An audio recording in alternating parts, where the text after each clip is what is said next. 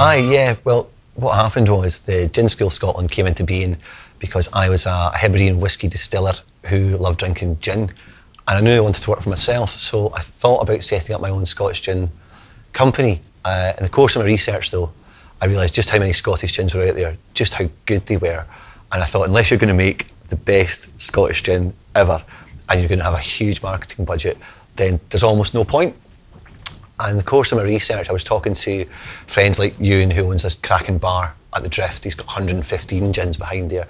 Talking to bartenders, restaurant managers, owners in Glasgow and Edinburgh. And I'm thinking, there's so many gins out there, but you don't know them. I did a questionnaire and I ran through about 50 gins. And apart from your big boys like your Botanist, your Isle of Harris gin, your Hendrick's gin, there really wasn't much knowledge or scope or traction, if you like, about the wee guys with the great stories. So for instance, people hadn't heard of Arran gin at this point, it's made on the Isle. They hadn't heard of Lussa gin, that's made up north in the Isle of Jura. They wouldn't know about Colin McLean's gin from Glasgow, or Bardowie gin, which is one of my favourites, but we'll not play favourites too much. So I thought, well, maybe there's a way of combining this, maybe there's a way of getting their stories out there, of me doing tastings, getting people interested, telling the story, telling them why they should be drinking Scottish gins, not just, you know, your crazy flavoured gins from all over the world. And that's how this Gin School Scotland really came about.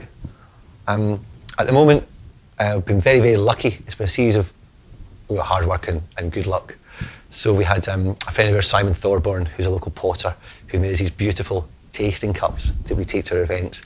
My friends work at the Brodick Golf Course, and that's where we launched our signature event, G&Ts, which encourages more ladies to play golf. So they came along on Saturday. It was a lovely day, it was winter's day, and they did 2 really fun golf challenges. Then they came into the clubhouse and they had some wonderful tapas provided by the golf course, which was spot on. And I gave them a little gin talk masterclass, if you like, on a few craft Scottish gins that they hadn't heard of, and they loved it. So hopefully that will encourage them to go back, to realise that the golf course is not just a place for old guys sitting around their Pringle jumpers. Yeah, and we'll take it from there. We're going to do corporate events.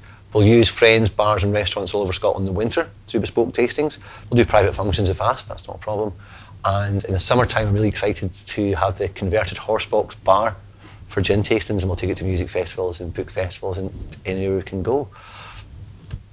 In the future, well, I'm very conscious that, that Brexit's going to have an impact on the whole country, and I think it'll have a huge impact on the drinks industry in Scotland.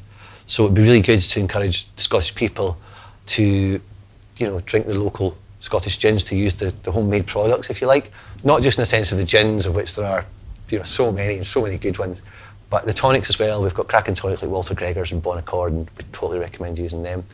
In the meantime, we'll just work hard, keep our heads down, not so much, and we'll see what it takes us. But I've been really, really lucky, like I say, that I've had friends help out, family's been great, my partner's been so supportive, so let's hope the Gin School Scotland is around for a while to come.